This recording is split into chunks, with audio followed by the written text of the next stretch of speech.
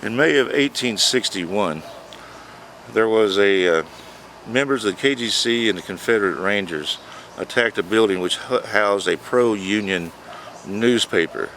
It was called the Alamo Express. It was owned by J.P. Newcomb.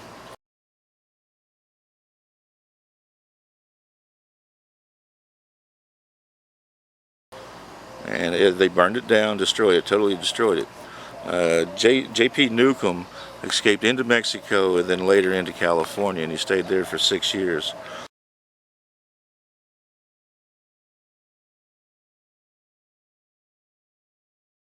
Until he was allowed to come back in the state of Texas after the Civil War.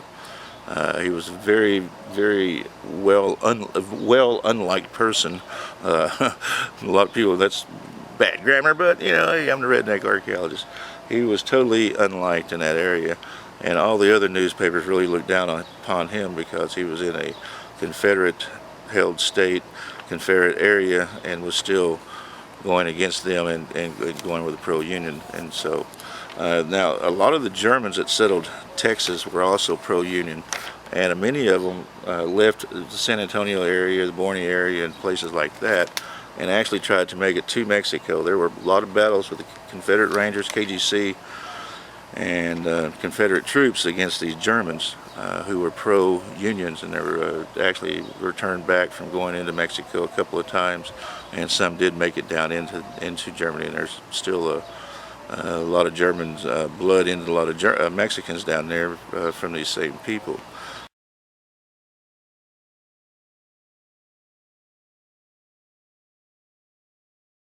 Which went into Brazil, and we'll go into that later on. But right now we're going to be talking about a guy who went with KGC members. He was a fellow who actually went with Brigadier General Henry Hopkins Sibley on the 1862 New Mexico campaign, and they actually went over. They went to New Mexico, and they had a battle over there called the Valverde battle, and it was what's called a Valverde battery, and I believe there were 6 cannons there that were taken from the Yankees by this General Sibley and these men from the KGC. They kept that battery, and they took it back to Louisiana, fought in Louisiana, and then came back from there, and they were ordered at the end of the Civil War to abandon them. Now the guy who led that was a fellow by the name of Trevanion Teal. Now Trevanion Teal was the head of a castle of the Knights of the Golden Circle, and he was the chief artillery officer for General Sibley, and he was a KGC member big time. So he was the one who was in charge. He had been one of the guys who was with Ben McCulloch whenever they went to the Arsenal and San Antonio and got that.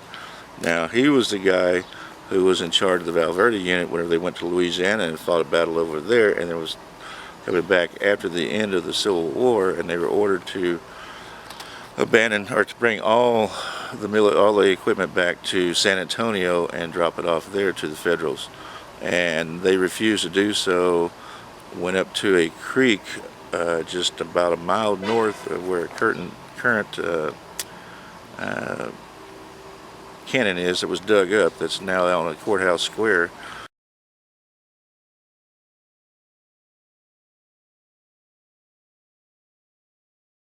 And in a creek they buried a bunch of cannons and all the armaments, the ammunition and all that, and that's still there today, and we're going to try to go up there sometime or another and dig that out. So we've got a lot of things going on. We're going to try to get the 3 barges, something done about those, and which is downtown Houston, and we're going to try to get these cannons dug up over at this is in Fairfield, Texas, where the Valverde unit was buried at. We're going to try to go up there to recover some of that, and we want to recover the Twin Sisters cannons. They all are KGC related. They all left symbols and markings on trees and local things.